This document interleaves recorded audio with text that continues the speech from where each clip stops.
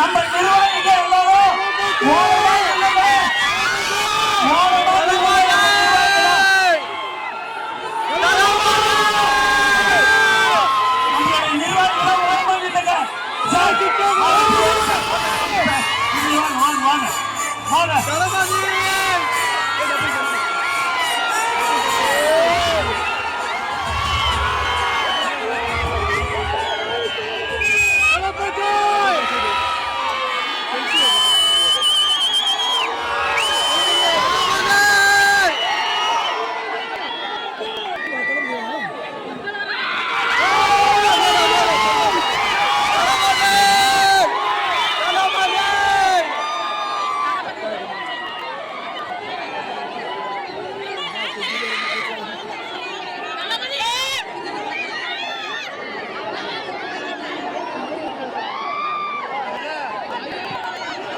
எல்லாருக்கும் வணக்கம்.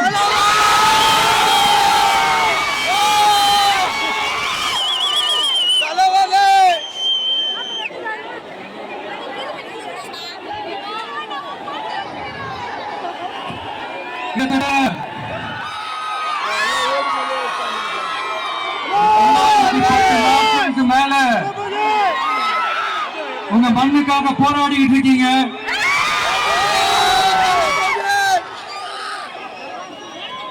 உங்க போராட்டத்தை பத்தி ராகுல் ஒரு பையன், சின்ன பையன் பேசுனது நான் கேட்டேன். அந்த குழந்தையோட பேச்சு மனசு ஏதோ செஞ்சிருச்சு. உடனே உங்க எல்லாரையும் பார்க்கணும்னு தோணுச்சு, உங்க எல்லாரையும் கூட பேசி ஆகணும்னு தோணுச்சு. உங்க எல்லாரும் கூட நான் நிற்பேன்.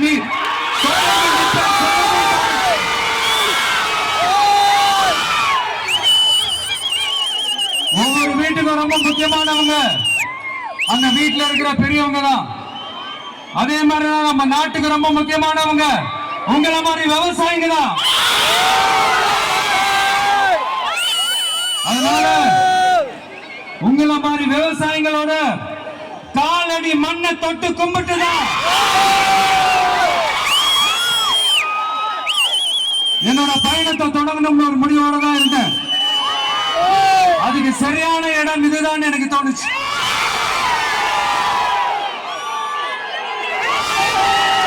என்ன உங்க வீட்டில் இருக்கிற ஒரு மகனா என்னோட கள அரசியல் பயணம்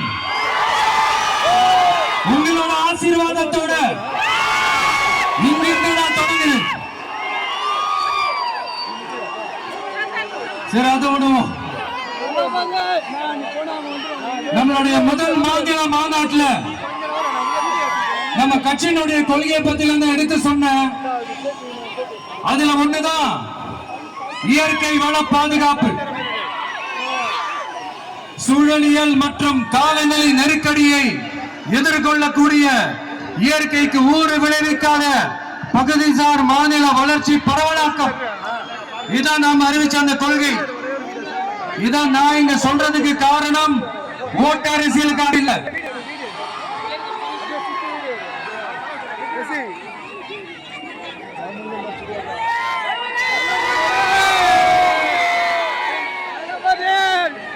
இன்னொரு தீர்மானம் அது மாநில மாநாட்டில் நான் சொன்னேன். அது விவசாய நிலங்கள் பாதுகாப்பு கொள்கை தீர்மானம். அதுல காஞ்சிபுரம் மாவட்டம் பரந்தூரில் 1000க்கும் மேற்பட்ட ஏக்கர் பரப்பளவில் 13 நீர்நிலைகளை அடிச்சு சென்னையை நிரந்தரமாக வெள்ளக்காடாக்கும் திட்டத்தை ஒன்றிய மாநில அரசுகள் கைவிட வேண்டும் வலியுறுத்தின. அது மட்டுமல்லாம இந்த மண்ணுக்காகவும் மக்களுக்காகவும் நம்ம விவசாயிகள் பாதிக்கிற இந்த திட்டத்துக்கு எதிராக சட்ட போராட்டம் நடத்தவும் தயங்க மாட்டோம்னு சொல்லியிருந்தோம். முன்னாடி ரொம்ப ஸ்ட்ராங்கா வலியுறுத்துறேன். இந்த பிரச்சனையில நான் உங்களோட உறுதியா நிற்பேன்.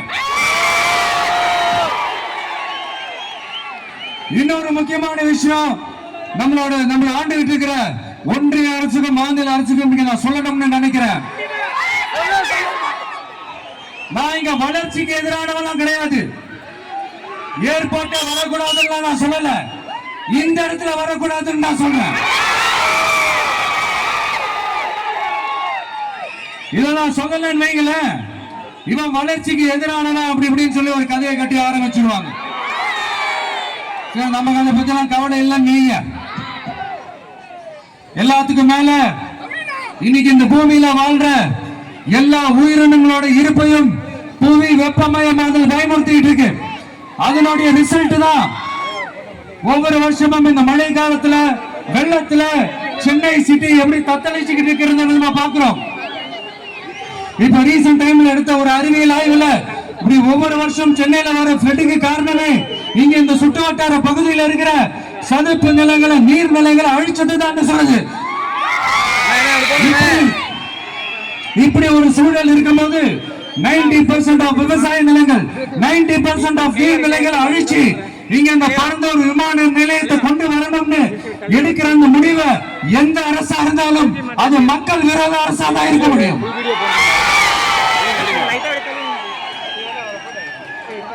இப்ப சமீபத்துல நம்ம அரிட்டாப்பட்டி பகுதியில அந்த டங்ஸ்டன் சுரங்கம் அமைக்கிறது எதிர்த்து தமிழ்நாடு அரசு ஒரு தீர்மானம் ஒன்று கொண்டு வந்தாங்க.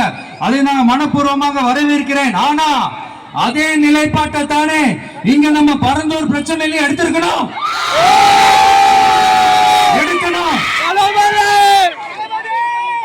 எப்படி அரிட்டாப்பட்டி பகுதி மக்கள் நம்ம மக்களோ அதே மாதிரி பரந்தூர் மக்களும் நம்ம மக்கள். அப்படித்தானே ஒரு அரசாங்கம் யோசிக்கணும்.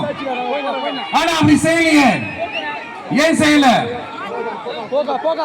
ஏன்னா இந்த விமான நிலையத்தையும் தாண்டி இந்த திட்டத்தில் அவங்களுக்கு ஏதோ ஒரு லாபம் இருக்குது.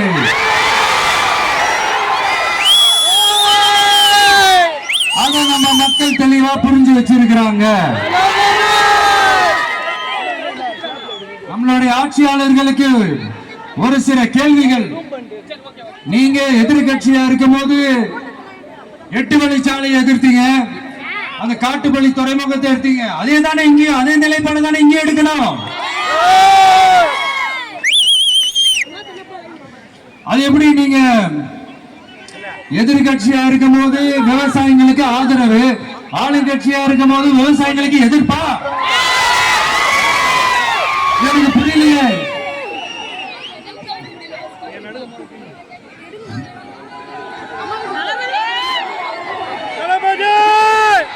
அதனால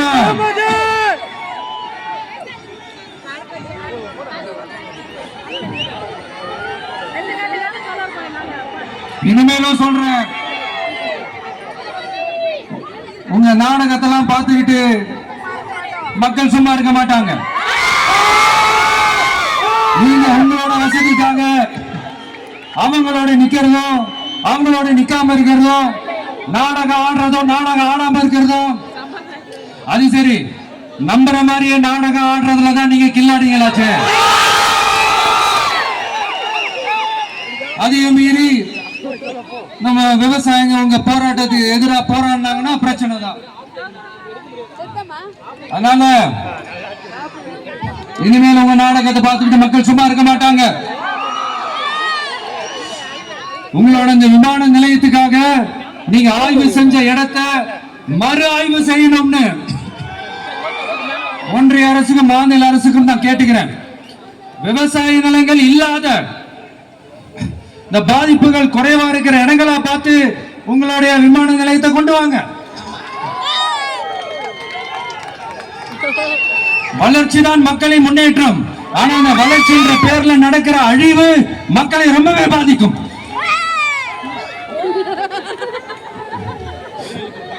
நீங்க எல்லாரும் உங்களுடைய ஊர் கிராம தேவதைகளான கொல்லமட்டால் அம்மன் மேலையும் எல்லையம்மன் மேலையும் ரொம்பவே நம்பிக்கை வச்சிருக்கீங்கன்றது எனக்கு தெரிஞ்சது. அந்த நம்பிக்கை இழந்துடாதீங்க. உங்களுக்காகவும் உங்க ஊருக்காகவும் இனி உங்க வீட்டு பிள்ளையான நாடும் தமிழக வெற்றி கழகத்தோட தோழர்களும் சட்டத்துக்கு உட்பட்டு எல்லா வழிகளிலும் உங்களோட உறுதி அனுப்ப உங்களோட ஊருக்குள்ள ஏகனாபுரம் ஊருக்குள்ள வந்து அந்த லண்டன்ல தான் உங்க எல்லாரையும் மீட் பண்ணணும்னு நினைச்சேன். ஆனா எனக்கு பர்மிஷன் கிடைக்கல.